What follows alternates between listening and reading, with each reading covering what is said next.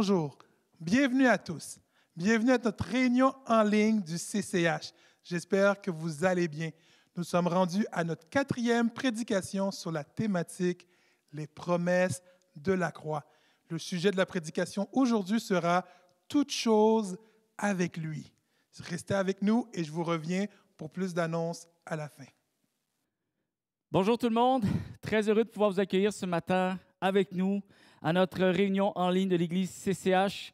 C'est une joie encore pour moi d'être dans cette série, Les promesses de la croix. Nous sommes dans notre 4e message de la série et ce message aura pour titre celui-ci, « Toutes choses avec lui », « Toutes choses avec Dieu, avec lui », et qui fait référence au fait que nous sommes appelés, chers amis, à croire au meilleur de Dieu en toutes circonstances. Vous savez, c'est ce que la Bible nous enseigne.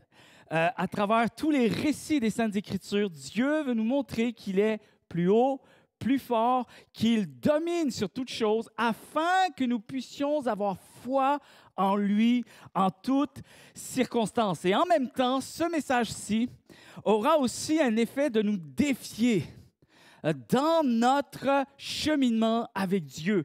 Parce que ce message, j'aimerais déjà commencer à vous parler de ce message en faisant référence à la grâce de Dieu. Nous avons débuté cette série et nous avons pris ce verset qui se trouve dans Hébreux chapitre 12 au verset 2, où il est dit « Ayant les regards sur Jésus, le chef et le consommateur de la foi, qui, en vue de la joie qui lui était réservée, a souffert la croix, méprisé l'ignominie et s'est assis à la droite du trône de Dieu. » Et d'autres versions vont dire que Jésus-Christ, pourquoi nous regardons à lui pour notre foi? Parce que Jésus-Christ est celui qui a débuté la foi et celui qui l'amènera jusqu'à son aboutissement, jusqu'à la fin. Il fait naître la foi et il l'amène jusqu'au bout. Et j'aimerais vous parler de la grâce de Dieu comme quelque chose qui doit aussi venir nous défier. Et c'est un petit peu en rapport avec la grâce de Dieu que justement Dieu s'est permis d'avertir le peuple d'Israël dans l'Ancien Testament, dans l'Ancien temps. Pourquoi? Parce que Dieu avait tellement montré qu'il était puissant, qu'il dominait sur toutes choses. Il s'était révélé au peuple d'Israël d'une manière tellement extraordinaire qu'il s'attendait, et il était tout à fait en droit de s'attendre par rapport à Israël qu'il croit en lui, qu'il continue de croire en lui en vue de tout ce qu'il avait déjà fait pour eux dans le passé. Il avait manifesté une grandeur extraordinaire et une puissance sans précédent. Et en introduction à ce message, j'aimerais tout simplement qu'on puisse réaliser que tout ce que Dieu a fait hier, c'était en vue de produire un témoignage de foi dans notre vie aujourd'hui. Un témoignage de foi. Lorsqu'on parle de la grâce et de la miséricorde de Dieu, vous savez, la grâce, c'est d'avoir reçu ce que nous ne méritions pas de recevoir. Et la miséricorde de Dieu, c'est de ne pas avoir reçu ce châtiment que nous méritions de recevoir. Et j'aime bien ce verset, et c'est un peu ce verset qui va nous porter dans ce message aujourd'hui, qui se trouve dans Romains chapitre 8 au verset 32. Il est dit, « Lui qui n'a pas épargné son propre Fils », on parle de Dieu, « Lui qui n'a pas épargné son propre Fils, mais qui l'a livré pour nous tous, comment ne nous donnera-t-il pas aussi toutes choses avec lui? » C'est pour ça que j'appelle ce message « Toutes choses avec lui ». Laissez-moi vous dire une chose ce matin. Le fait que Dieu traite ses enfants sur la base de sa grâce, sans tenir compte de leur mérite et ou de leur manquement, est un concept absolument stupéfiant. Et souvent, on saisit les choses de Dieu peut-être parce qu'on en est habitué. Vous savez, c'est un danger de s'habituer à ce qui est stupéfiant. Et on peut vraiment le devenir. On peut s'habituer à quelque chose qui, finalement, n'est pas possible de pouvoir s'habituer. Lorsqu'on parle de la grâce de Dieu, on parle de quelque chose d'absolument stupéfiant, un concept stupéfiant. Pourquoi? Parce qu'il s'oppose à presque tout ce que la vie nous enseigne. Qu'est-ce que la vie nous enseigne? La vie nous enseigne que tu auras ce que tu investis. C'est le principe du temps pour temps. Et c'est le fait de « je reçois ce qui finalement est un dû, mes dus ». En fait, on reçoit ce qu'on mérite. On reçoit un salaire parce que nous avons travaillé. On récolte quelque chose parce qu'on a semé pour cette chose-là. Et le principe du temps pour temps, c'est ce principe avec lequel on nous enseigne à traverser dans la vie. Et pourtant, la grâce de Dieu n'opère pas selon ce principe-là de récompense face à nos efforts. La grâce de Dieu est complètement ailleurs. Elle se situe bien au-delà. Elle va bien au-delà tellement que notre raisonnement n'arrive pas à le comprendre. C'est pour ça que la Bible parle de cette grâce qui devient incommensurable, inexplicable, inexprimable. Je ne parviens pas à expliquer cette grâce que Dieu a déversée sur moi. Parce que tout simplement, Dieu est généreux. Lorsqu'on parle de générosité, vous savez, on parle vraiment d'une générosité lorsqu'on donne plus que ce que la personne mérite de recevoir. Et Dieu est généreux au-delà de toute mesure et de toute comparaison. C'est pour cela que Paul lui-même parle de la grâce de Dieu comme étant ce don merveilleux de Dieu. Il va dire dans 2 Corinthiens, chapitre 9, au verset 15, « Remercions Dieu pour ses bienfaits extraordinaires. » Il utilise le mot « extraordinaire », un don incomparable, ineffable, ce qui veut dire inexprimable, inexplicable et incommensurable. Et il y a 3 vérités. Aujourd'hui, j'aimerais que l'on saisisse à travers cette grâce, parce que cette grâce, maintenant, doit venir nous défier. Ce n'est pas seulement une chose qui, oui, on se réjouira toujours, mais je dois vivre à la lumière de cette grâce maintenant. La Bible aussi nous enseigne à ne pas recevoir la grâce de Dieu en vain. Et la meilleure chose à faire pour éviter que cette grâce reste sans effet dans notre vie, c'est de tout simplement ne pas permettre à cette grâce de produire la foi. Et ça, c'est la pire des choses. Je crois que c'est ce qui rend le cœur de Dieu tellement triste. C'est ce qui permettait justement de pouvoir analyser cette relation entre Israël et Dieu dans l'Ancien Testament. On voit que les deux n'arrivent pas à s'entendre, n'arrivent pas à se comprendre mutuellement. Et Dieu faisait plein de choses extraordinaires pour le peuple d'Israël. Et en revanche, Israël ne répondait pas par la foi. Et Dieu était en droit de dire, mais comment ça se peut? Comment cela se peut-il? Après tout ce que je fais, il me semble que c'est tout à fait normal que je m'attende à ce que l'homme réagisse envers moi avec foi. Après tout ce que je déverse pour eux. Donc, c'est comme une preuve de son amour qui doit revenir avec une dimension de foi. C'est ce que j'aime lorsque j'étudie les Saintes Écritures. Et la première des choses est celle-ci. La première vérité à saisir à travers sa grâce, c'est que les promesses de la croix disent ceci.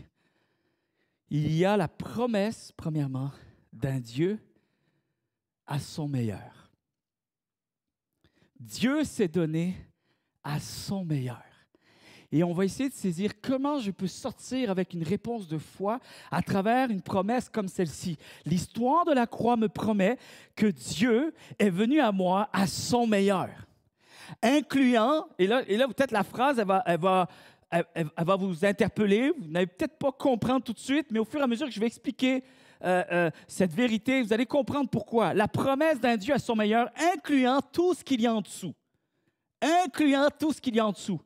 Et lorsque j'ai parlé de ce verset au dernier message, Jean chapitre 19, verset 30, où Jésus a déclaré sur la croix, « Tout est accompli », il faisait référence au fait que tout était entier, total, plein.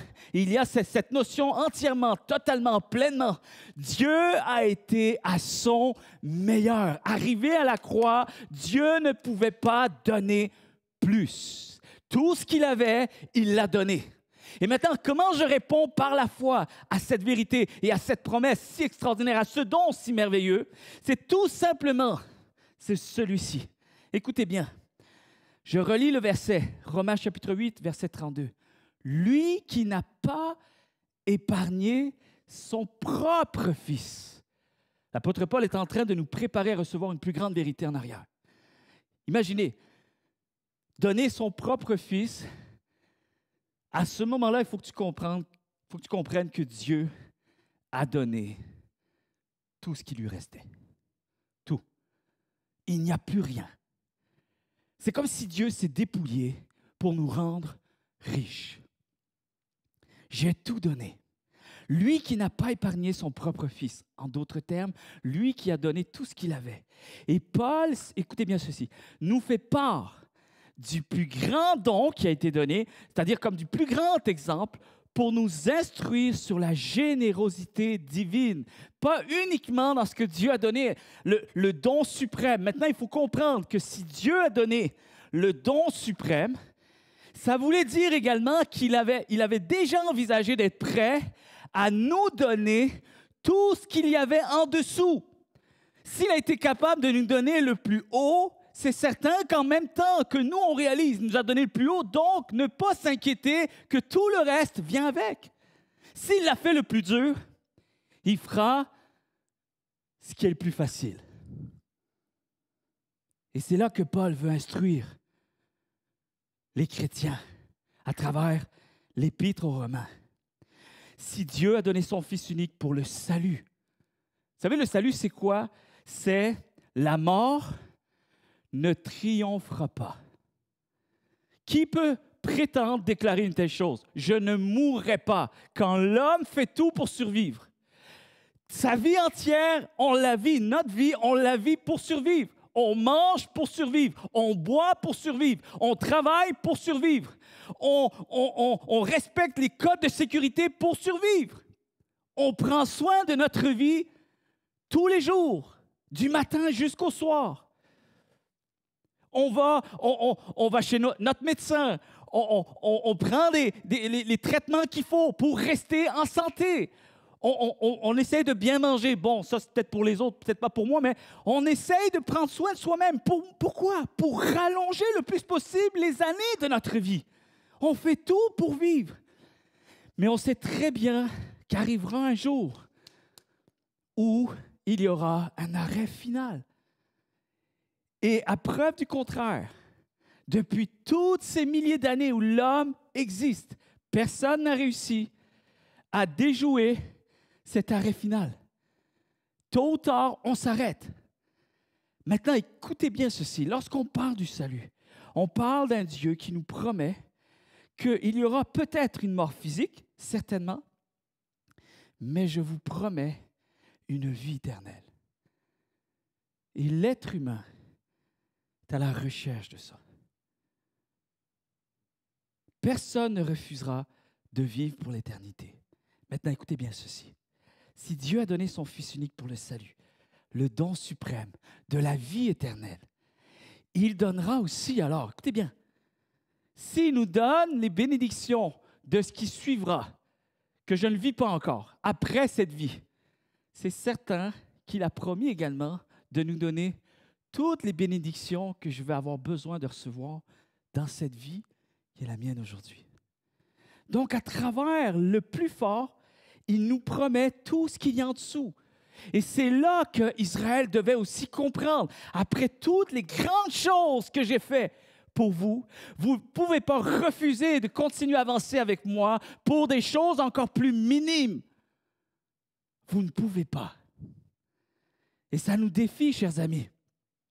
Il nous a donné ce qu'il y avait de plus précieux pour que nous débutions la foi. C'est comme s'il part du sommet, il ne part pas d'en bas. Dieu a commencé avec ce qu'il y avait de plus haut, de meilleur. Il ne peut pas y avoir plus, il ne peut pas y avoir mieux, il ne peut pas y avoir plus fort, plus grand, plus généreux. Sa grâce continuera donc à répondre à tous nos besoins tout au long de notre vie.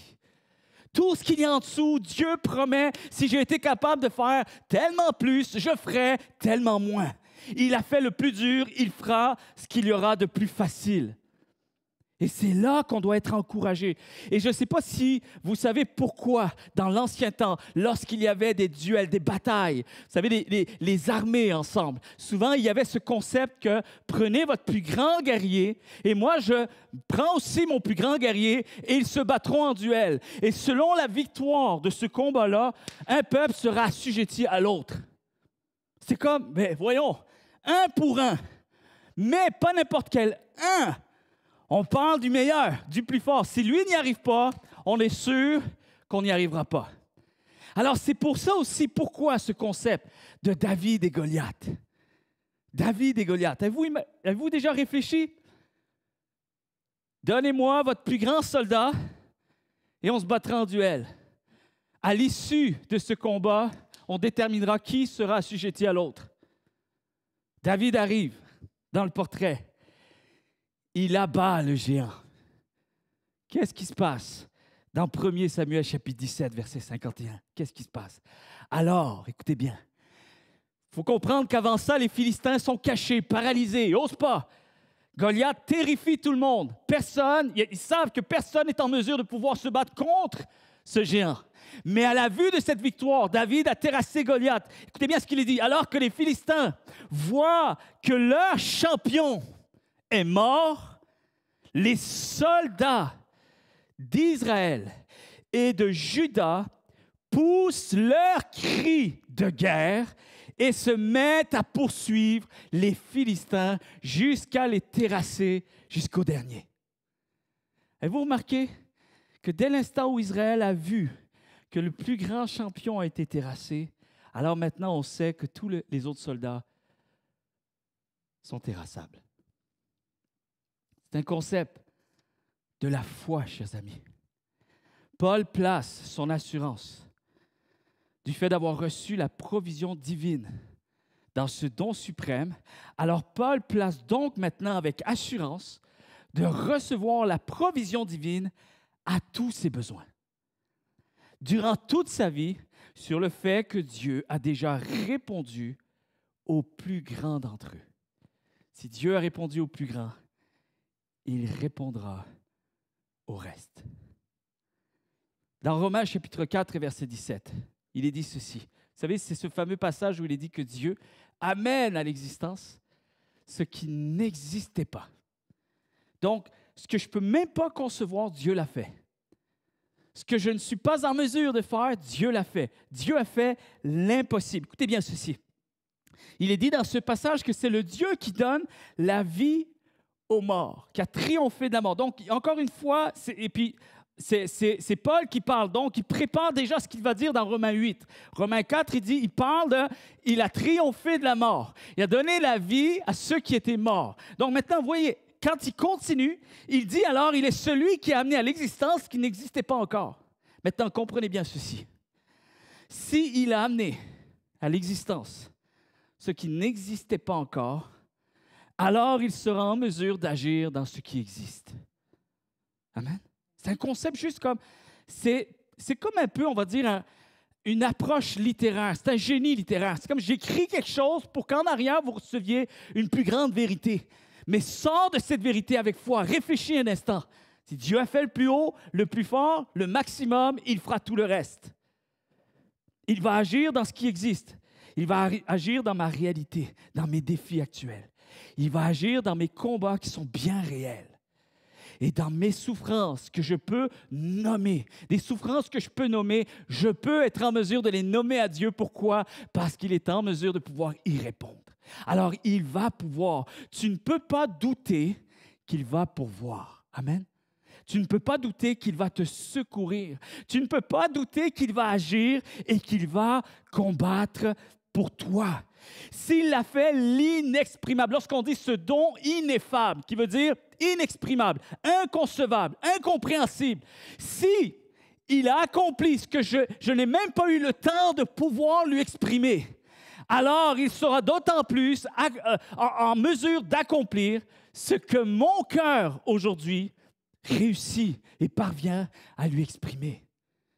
La Bible dit que même le Saint-Esprit agit et est capable de pouvoir cerner, saisir ces soupirs inexprimables. Alors imagine tes prières bien audibles, tes prières que tu es en mesure d'exprimer, ta souffrance que tu connais, que tu lui donnes. S'il a été capable d'enlever la souffrance que tu ne savais même pas qui existait, alors combien plus forte raison Dieu sera celui qui est en mesure d'agir dans celle que tu connais.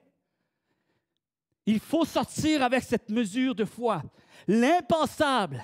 Si Dieu a fait l'impensable, ce que je n'ai pas été capable de penser, alors il saura aussi agir dans ce qui préoccupe mes pensées aujourd'hui, dans ce qui se voit. Il n'y avait plus d'espoir, ça dit. Et pourtant, Abraham et Sarah ont eu un enfant. Dans ce même passage, Paul prend l'exemple d'Abraham. Alors, si Dieu agit quand tout était fini, quand tout était impossible, il sera en mesure d'intervenir dans ce qui n'est pas encore fini. Amen. C'est très important. La deuxième chose, c'est que l'histoire de la croix, elle vient avec cette promesse d'un Dieu pleinement suffisant à lui-même. Et encore une fois, je fais une comparaison entre Romains chapitre 8 et David et Goliath. C'est Romains chapitre 8, verset 32. Encore une fois, je vais vous lire ceci. « Lui qui n'a point épargné son propre fils, mais qui l'a livré pour nous tous. » Il est bien dit ici « pour nous tous », pas « par nous tous ». Il a agi pour nous. En d'autres termes, je ne suis pas dans l'équation. Moi, je suis le receveur, je suis le bénéficiaire de cette bénédiction. Comment ne nous donnera-t-il pas aussi toutes choses avec lui? Et il faut comprendre ici, comme deuxième exemple, à travers Goliath, David et Goliath, c'est que vous remarquerez une chose, que même l'histoire précise. Et des fois, on se dit, mais pourquoi ça s'est passé ainsi? C'était pour faire le reflet de ce qui va être enseigné plus tard. Vous savez que l'Ancien Testament, la Bible dit que c'est l'ombre des choses à venir. Donc, une plus grande compréhension. Et donc, à travers David qui refuse l'armure du guerrier, qui arrive avec même pas une arme, une fronde, avec des pierres, ça en est tellement ridicule que cette victoire, tu ne peux l'attribuer qu'à Dieu seul. Et c'est exactement dans cette mesure de foi que Dieu désire nous voir entrer.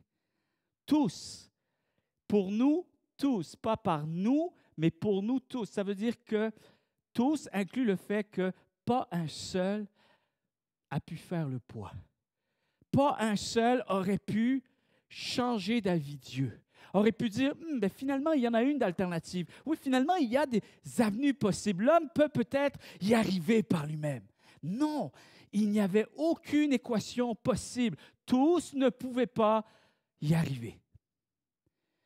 Et j'aimerais dire ceci aujourd'hui, il n'a pas eu besoin de toi et moi. Il n'a pas attendu après toi et moi pour être à son meilleur. Vous savez, ce meilleur-là, je n'ai rien pu faire pour le contribuer. Je n'ai rien pu faire pour investir quoi que ce soit. Il n'y a rien, je n'ai pas d'actif là-dedans. Rien ne m'appartient. Ce n'est pas un compte en banque où j'ai déposé un petit peu quelque chose au fur et à mesure et finalement, je me retrouve avec quelque chose de tangible. Non, rien. C'est arrivé du jour au lendemain et j'apprends finalement que tout a été fait. Et quelqu'un a dit un jour ceci, que tout ce que le Seigneur a besoin, c'est d'une personne qui n'a rien. Pour agir, tout ce que le Seigneur a besoin, c'est d'une personne qui n'a rien. Et c'est certain qu'on répond avec une mesure de foi. Mais il faut bien réaliser pourquoi je réponds avec une mesure de foi. Parce que j'ai saisi toute la grâce de Dieu à travers ce qui m'a été donné. Il a été pleinement suffisant à lui-même. Et en tant que chrétien, chers amis, on n'est pas seulement appelé à dispenser et à offrir la grâce aux autres. Ce n'est pas juste ça, notre vocation. Maintenant que nous connaissons le Seigneur, c'est de réaliser que c'est aussi encore notre nourriture. je répands la grâce aux autres, mais je dois aussi réaliser que ce qui me fait vivre spirituellement, le fait que je puisse dire que j'existe spirituellement, c'est tout simplement parce que je continue à m'alimenter de cette grâce divine qui continue à se déverser sur ma vie. La grâce, c'est l'air que l'on respire en tant que croyant. Ne jamais oublier le fait que Dieu est souverain, pleinement suffisant à lui-même. C'est de cela qu'on s'alimente encore et encore, jour après jour. C'est ce qui nous maintient dans la foi. C'est ce qui nous permet d'être encore debout. La grâce, c'est ce qui nous permet d'être fortifiés, chers amis. La grâce de Dieu. La grâce souveraine de Dieu, c'est ce qui nous permet d'être renouvelés sans cesse, qui nous donne la force de continuer, qui nous donne du courage de revenir à lui, d'être pardonnés, d'être purifiés, qui nous permet d'espérer encore, de chercher Dieu et de s'attendre à lui. Même le fait d'avoir un cœur disposé à le chercher, il faut déjà réaliser au préalable que Dieu a disposé ce cœur-là pour que je puisse aller vers lui. La grâce, la foi est un don qui nous a été donné par Dieu. Alors même lorsque j'ai cet élan de cœur à venir vers lui, vous savez, souvent je dis, Seigneur, merci parce que mon cœur a soif de toi. Merci, ça vient de toi. Je sais que mon cœur est bien disposé parce que tu permets à ce que je sois bien disposé à entrer dans ta présence. La grâce de Dieu, chers amis, je la vois partout. Même lorsque je réponds à l'appel de Dieu, je la vois, la grâce. En fait, c'est parce que je vois la grâce que je veux répondre à la grâce de Dieu et à l'appel de Dieu. De s'appuyer sur lui, de croire à nouveau en lui, même après être tombé, même après avoir chuté, même après avoir trébuché, même après avoir été infidèle. Je reviens à lui par grâce. Et même le fait d'être transformé de foi en foi, c'est parce que sa grâce est devant mes yeux. Quand la Bible dit « la crainte de l'Éternel est devant mes yeux », ce n'est pas une crainte terrifiante. Non, c'est une crainte admirative. C'est cette crainte, c'est-à-dire que cette admiration va se transformer en un élan de zèle, de cœur. Je ne peux pas ne pas parler de cette grâce. Je ne peux pas avoir été touché par cette grâce et ne rien faire avec. Et je ne peux pas être incrédule. Je ne peux pas me plaindre. Je ne peux pas revendiquer. Je ne peux pas commencer à jouer les princesses. Non, je ne veux pas. Je suis tellement béni que mon cœur est comblé. Je parviens à être comblé. Je parviens à être heureux et à être béni de ce que j'ai aujourd'hui. Amen. Cette grâce, c'est de croire que Dieu peut répondre à tous mes besoins. Pourquoi? Parce qu'il est pleinement suffisant à lui-même. Il y a quelqu'un qui disait un jour que Dieu fait beaucoup avec peu. Il fait tellement plus avec moins et il fait absolument tout avec rien. Je crois à cette réalité. Vous savez, des fois, parfois, on est peut-être mal à l'aise par rapport à notre imperfection, surtout en présence de Dieu. Mais il semblerait, chers amis, que Dieu, lui, sait ce qu'il fait. Parfois, nous ne parvenons pas à concevoir la possibilité d'une compatibilité entre lui et nous, mais pourtant Dieu, lui, semble vouloir à tout prix s'unir à nous. Parfois, on entrevoit tous les obstacles possibles. Dieu, lui, les enlève. Parfois, on anticipe le pire, tandis que Dieu lui annonce la bénédiction. Souvent, on est angoissé. Vous savez ce que Dieu fait? Il nous offre sa paix. Nous sommes surpris et désemparés. Dieu ne l'est pas. Parce qu'il règne en tant que souverain, pleinement suffisant à lui-même. Il sait ce qu'il fait. Il est Dieu. Les yeux de l'Éternel parcourent la terre entière. C'est ce que la Bible dit dans l'Ancien Testament. Ça veut dire qu'aucun lieu n'est caché à ses yeux, pas même les profondeurs de mon cœur. Et on a lu un jour quelque chose qui était inscrit sur un rocher dans un pays. Et c'était assez étrange parce qu'on arrivait à discerner que c'était quelque chose qui a été fait il y a très, très, très longtemps. Et quelqu'un a gravé sur un rocher ceci. « Je suis la lumière et vous ne me voyez pas. Je suis le chemin et vous ne me suivez pas. Je suis la vérité et vous ne me croyez pas. Je suis la vie, mais vous ne me voulez pas. Je suis votre chef et vous ne m'écoutez pas. Je suis votre Dieu et vous ne me priez pas. » Et juste en dessous, il est marqué, « Alors si vous êtes malheureux, ne venez pas me le reprocher. » Ça peut être défiant, ça peut être percutant, mais à un moment donné, il faut juste réaliser une chose. Dieu a tout fait. Que vais-je choisir de faire avec ça? Est-ce que je vais exiger qu'il en fasse plus? Est-ce que je vais exiger d'attendre encore pour que Dieu me montre finalement, qu'il me prouve qu'il a vraiment tout fait? Il y a une réalité à un moment donné, vous savez, moi, je pars du principe que je ne peux rien faire pour les gens qui ne veulent pas aller puiser à la grâce de Dieu. Je ne peux rien y faire. Parfois même Jésus a dû tracer sa route, passer sa route. Les gens ne veulent pas croire. Israël, c'est un peu ce constat-là. Et je le dis avec beaucoup d'amour, beaucoup de compassion. Mais la grâce vient avec le fait que nous devons répondre avec foi. Amen. Pleinement suffisant. Ce n'est pas moi, c'est lui. Et je vais terminer mon message avec cette troisième vérité, que l'histoire de la croix, elle vient avec cette promesse d'un Dieu agissant à nouveau. Vous savez, je dis souvent, qu'est-ce qu'on va faire? On va attendre, finalement, on va être exigeant pour que Dieu fasse plus encore. Mais c'est quand même incroyable parce qu'on doit réaliser une chose. C'est que Dieu est même prêt à faire ça. Prêt à faire encore le plus que nous exigeons. Dieu continue de vouloir agir, nous montrer, se révéler. Et c'est assez saisissant de peut-être de venir à Dieu et de se dire que les choses ne changeront pas. On a suffisamment de preuves pour croire que Dieu changera les choses. Amen. Dieu changera les choses. Dieu travaille avec le nouveau. Dieu travaille avec demain. Dieu travaille avec le futur. Dieu s'organise toujours pour créer un nouveau plancher. Je dis souvent cette phrase, même je le dis souvent à mes enfants. Vous savez que avec Dieu, il n'y a jamais de plafond, il n'y a que des planchers.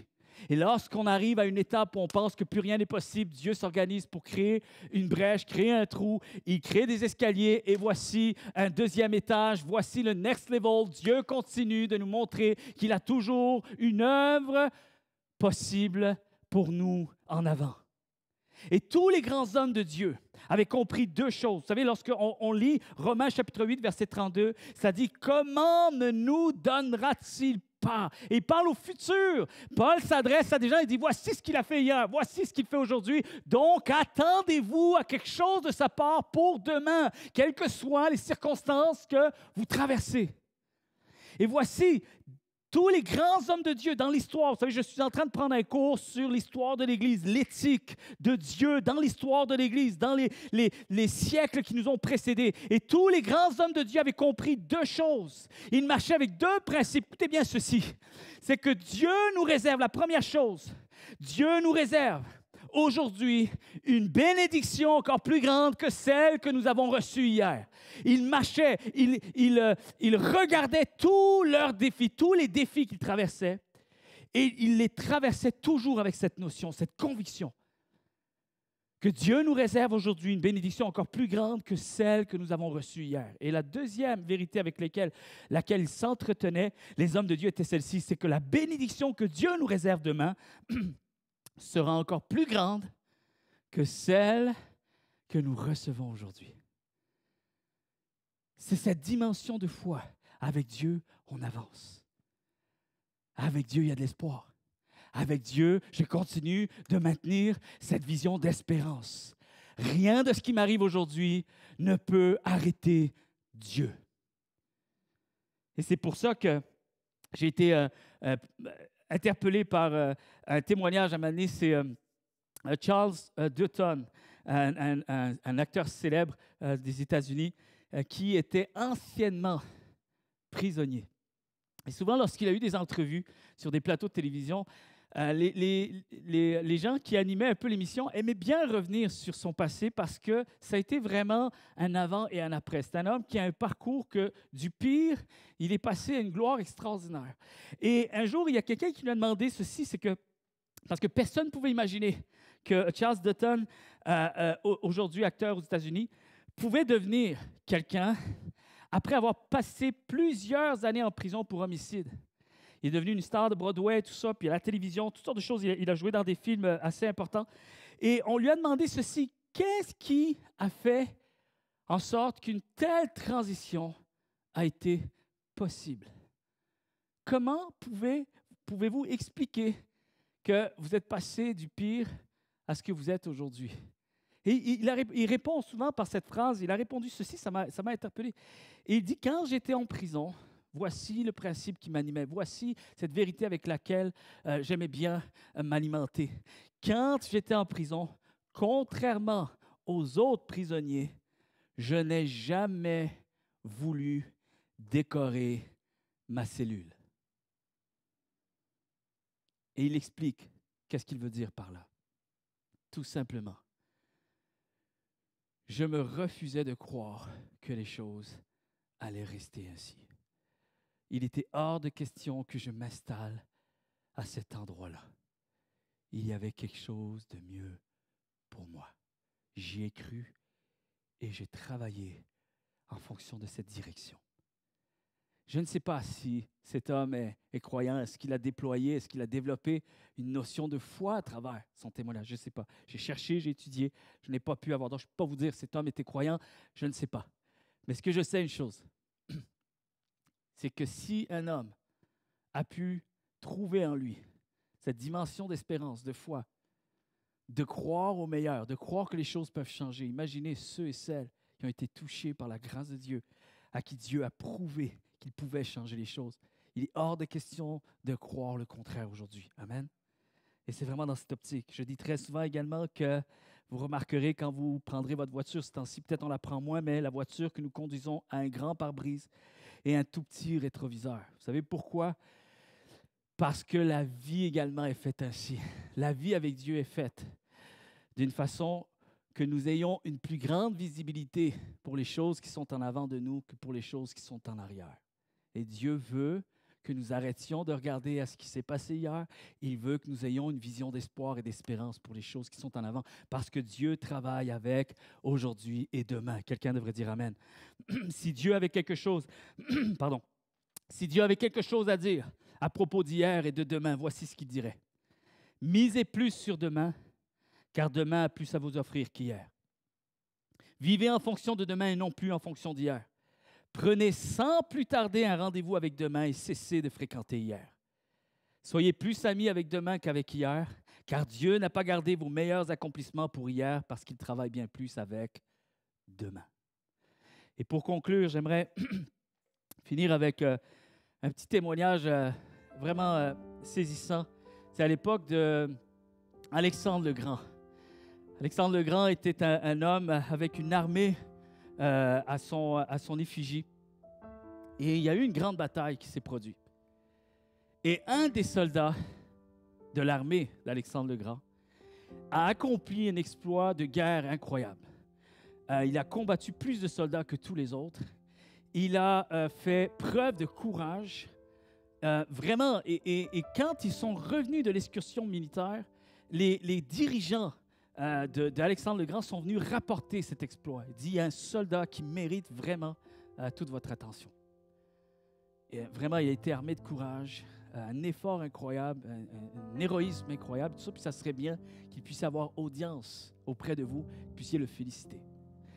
Et lorsque le soldat a eu sa possibilité de pouvoir venir auprès du roi, et il y avait tous les autres dirigeants, les plus grands guerriers, là, les grands conseillers qui étaient autour d'Alexandre le Grand. Et le soldat arrive, et Alexandre le Grand a voulu vraiment démontrer à quel point il était fier et à quel point il voulait être reconnaissant pour l'acte héroïque qui a été accompli. Et il a dit au soldat, il dit, « Demande-moi ce que tu veux, et je te l'accorderai. » Et vous savez, c'est une chose le roi, à quelque part, lui a proposé quelque chose. Maintenant, tout le monde s'attendait à ce que le soldat réponde avec quand même une certaine gêne. Tu sais, une limite quand même, tu vois, de dire « Ah, c'est touchant, mais je sais pas, juste du genre, ben, juste d'être à votre service, c'est déjà un grand honneur. » Tu veux avoir une réponse quand même assez humble. Sauf que ce soldat-là l'a pris pour du cash. « Ah bon?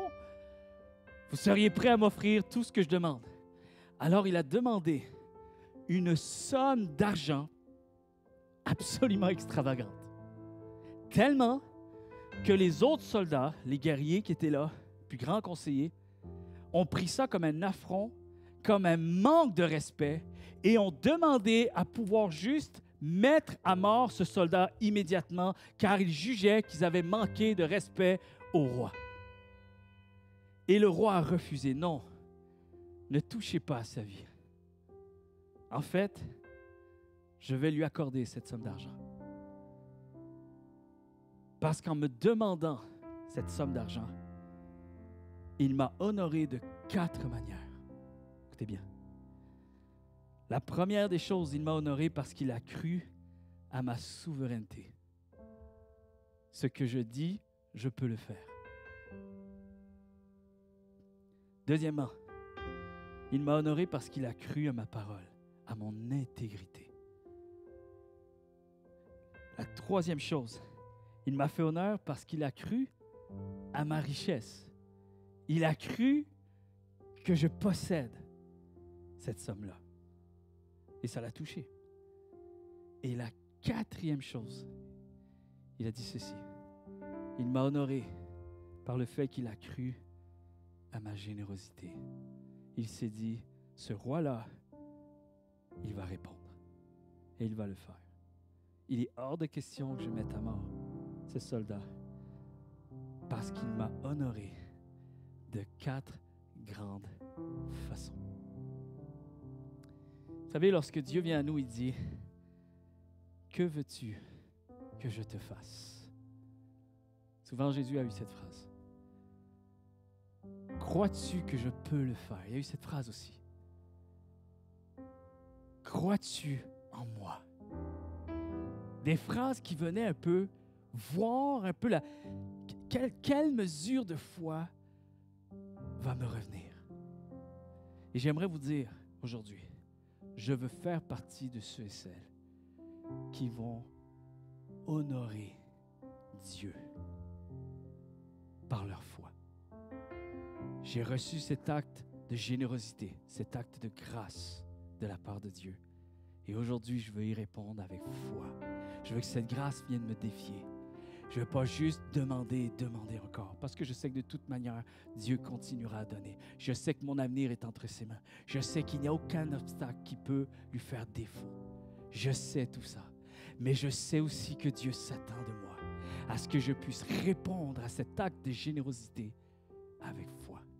Et voici ce que je veux déclarer. Je ne veux pas déclarer que les obstacles seront plus grands. Je ne veux pas déclarer que les épreuves vont m'anéantir. Je ne veux pas déclarer que la souffrance va m'atteindre encore plus. Je veux déclarer ceci, je puis tout par celui qui me fortifie. Quel que soit ce que je traverse. Dans Philippiens chapitre 4, verset 13. Je puis tout par celui qui me fortifie. Je veux déclarer celui qui est en moi est plus grand que celui qui est dans le monde.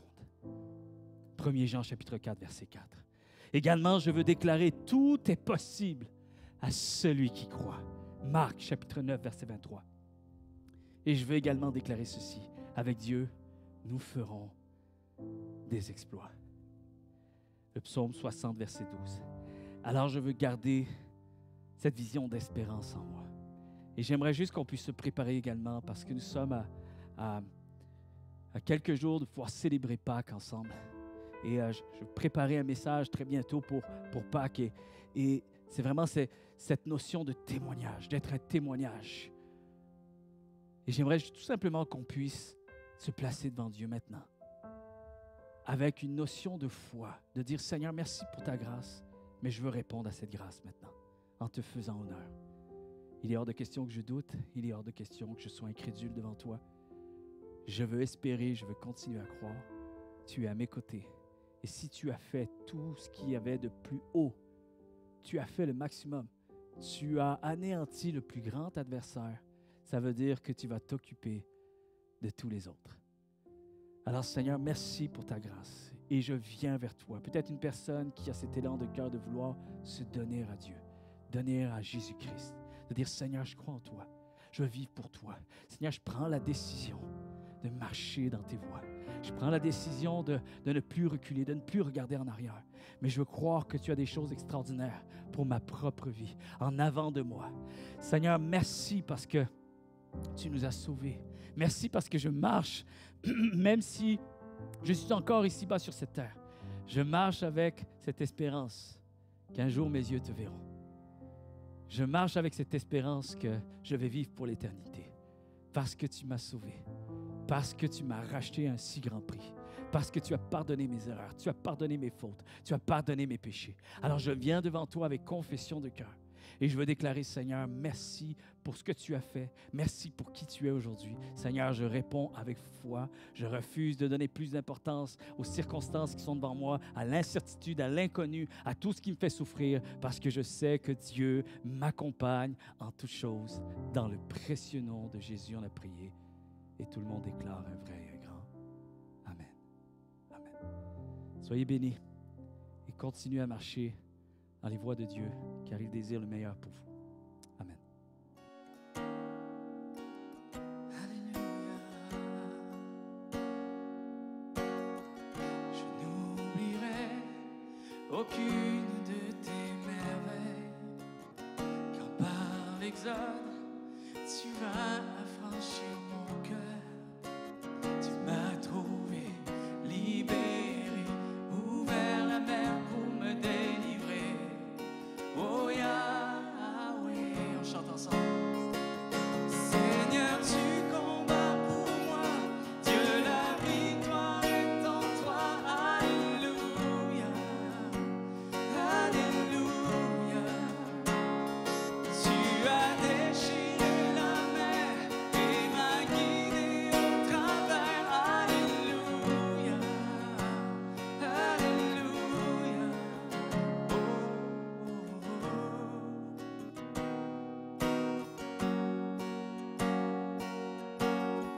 C'est ta nuée qui me guide dans la journée, ton feu la nuit est une lumière à mes pieds. Tu m'as trouvé, libéré, ouvert la mer pour me délivrer. Oh Yahweh, ensemble. Seigneur, tu combats pour moi. Dieu, la victoire est en toi. Alléluia, alléluia. Tu as déchiré la mer et m'as guidé au travers. Alléluia, alléluia. Seigneur, tu combats pour moi. Dieu, la victoire est en toi. Alléluia, alléluia. Tu as déchiré la mer et m'as guidé au travers. Alléluia, alléluia. Oh, oh, oh.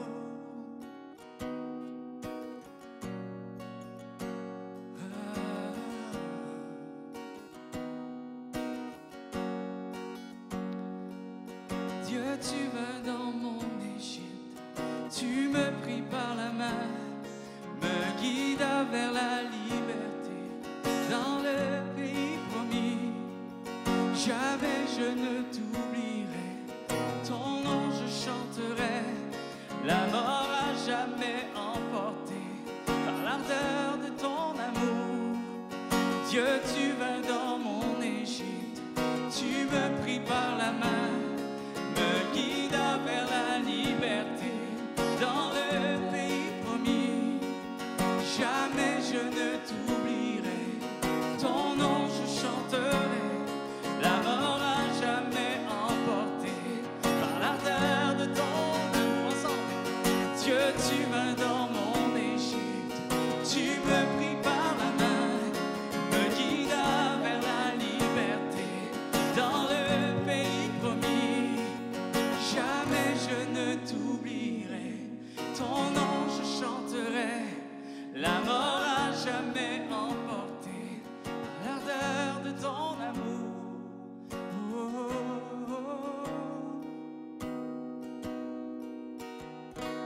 Seigneur, tu combats pour moi.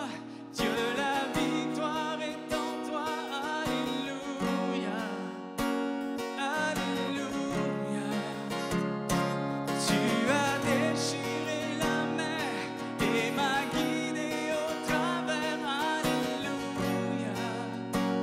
Alléluia. Ensemble. Seigneur, tu combats pour moi. Dieu, la victoire est en toi. Alléluia.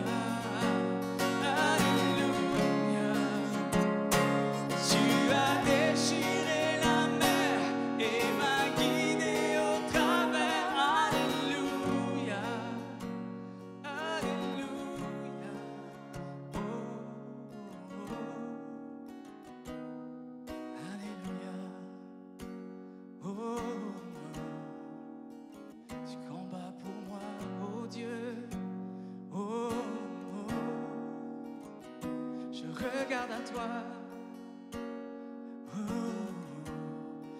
tu prends soin de moi.